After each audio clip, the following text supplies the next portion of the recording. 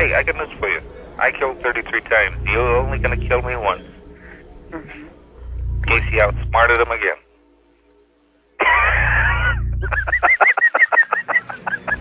নমস্কার বন্ধুরা, আমি মৌ। ক্রাইমস্কোপ ডায়েরিজের আরো একটি এপিসোডে আপনাদের সকলকে জানাই স্বাগত। আজকের ঘটনা আপনাদের নিয়ে যাবে এক ভয়ঙ্কর দুঃস্বপ্নময় অধ্যায়ে। আজ আমি বলবো কিলার ক্লাউন নামে পরিচিত এক ভয়ঙ্কর সিরিয়াল কিলার, যার নাম ছিল জন ওয়েন গেসি। এক মানুষ যার হাসি মাখা মুখের আড়ালে লুকিয়েছিল নৃশংসতার ছোঁয়া। ভিডিওটা শেষ পর্যন্ত দেখলে বুঝতে পারবেন কিভাবে নিরীহ শিশুদের জীবন কেড়ে নিত এই নরপিশাচ। চলুন শুরু করা যাক আজকের এই ঘটনা।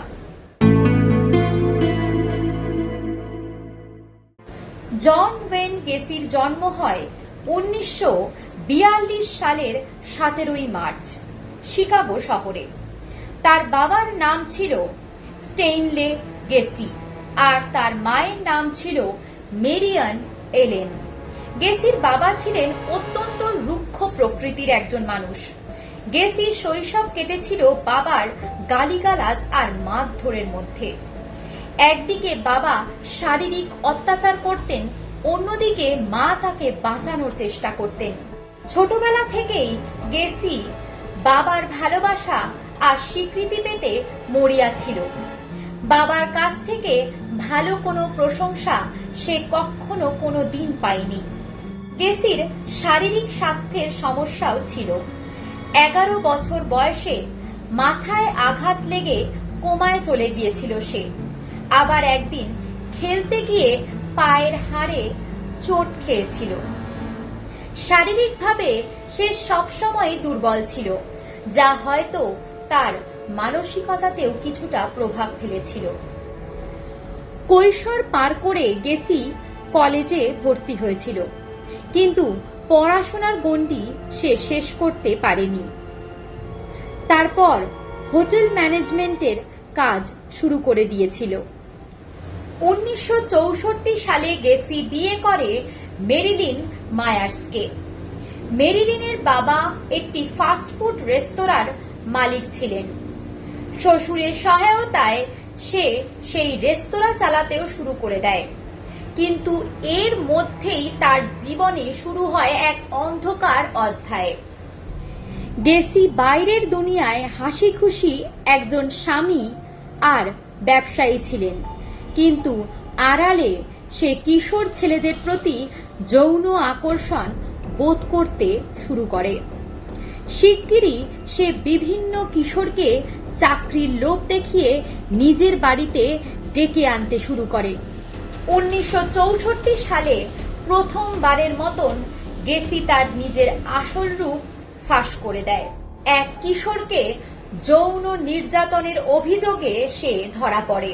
তাকে 10 বছরের কারাদণ্ড দেওয়া হয়, কিন্তু 18 মাসের মাথায় আচরণের জন্য মুক্তি পেয়ে যায় সে।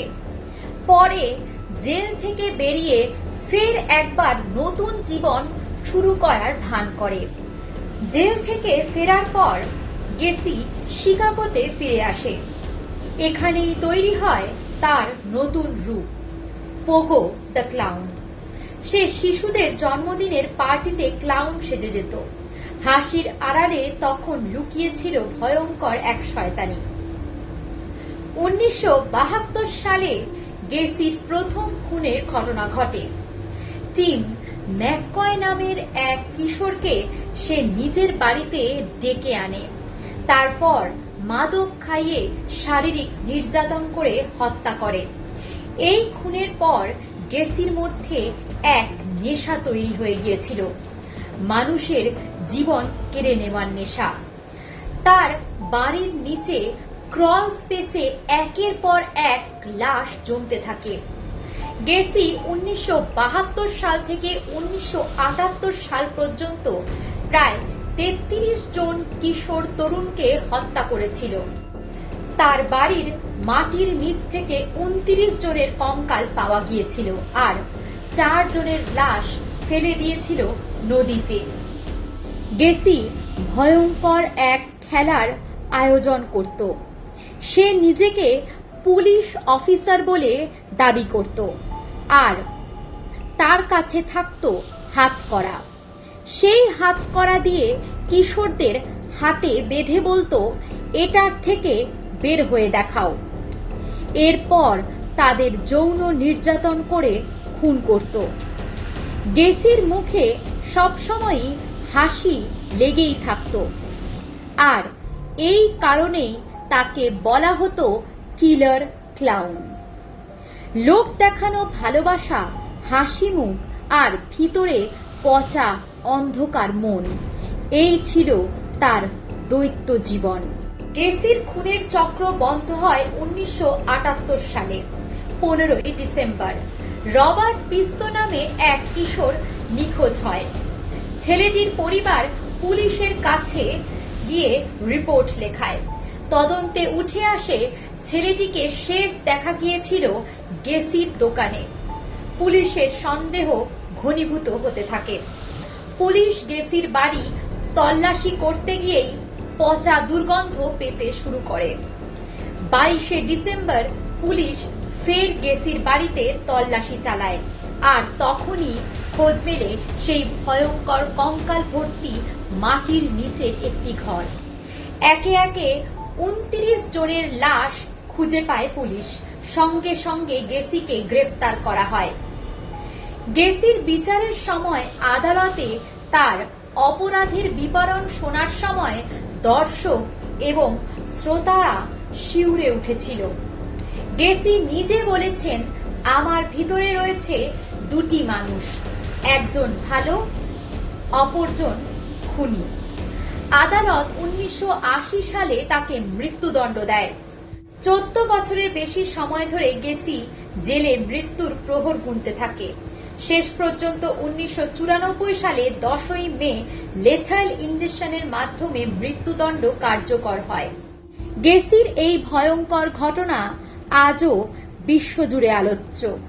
সিনেমা, ডকুমেন্টারি আর বই সবখানেই তার এই ঘটনা ঘিরে ভয়ের রূপকথা তৈরি হয়েছে। তার পেইন্টিংগুলো আজও নিলামে বিক্রি হয় আর মানুষ দেখে এক হাসি মুখের পিছনে লুকিয়ে থাকা ভয়ঙ্কর অন্ধকার সত্য। জন ওয়েন গেসির গল্প আমাদের শেখায়, মানুষের বাইরের হাসি মাখা মুখ দেখে কখনোই তার ভিতরের রূপ বোঝা যায় না। এ যেন এক দুঃস্বপ্নের মতন। তার গল্প আমাদের সতর্ক করে, বিশ্বাস করার আগে ভাবতে শেখায় আর শেখায় কিভাবে আমাদের আশেপাশের মানুষদের সন্দেহের চোখে দেখতে শিখতে হবে। বন্ধুরা, আজকের ভিডিওটি কেমন লাগলো কমেন্টে জানাতে ভুলবেন না। আপনাদের একটি লাইক আর একটি কমেন্ট আমাকে আরো ঘটনা বলতে অনুপ্রাণিত করবে। জন ওয়েন গেসির মতন সত্যিকারের ঘটনা যদি আরো জানতে চান তাহলে আমার চ্যানেলটি সাবস্ক্রাইব করে আমার পাশে থাকবেন। কমেন্টে জানিয়ে দিন পরবর্তী কোন ঘটনা নিয়ে আমি ভিডিও বানাবো, যেটা আপনারা জানতে চান। দেখা হবে পরের ভিডিওতে। ভালো থাকবেন, সুস্থ থাকবেন এবং সাবধানে থাকবেন।